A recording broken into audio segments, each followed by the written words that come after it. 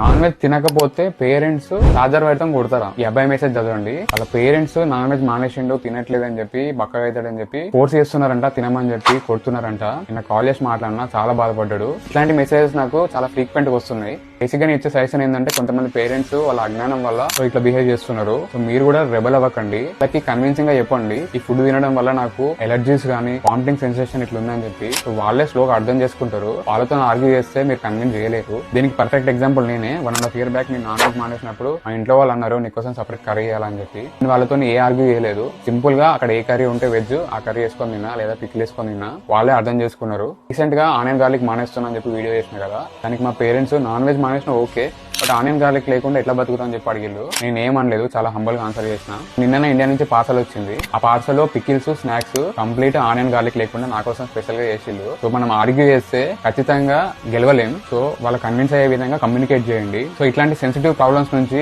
కేవలం కృష్ణ మాత్రమే బయటికి తీసుకురాగలుగుతాడు. So just chant Hare Krishna.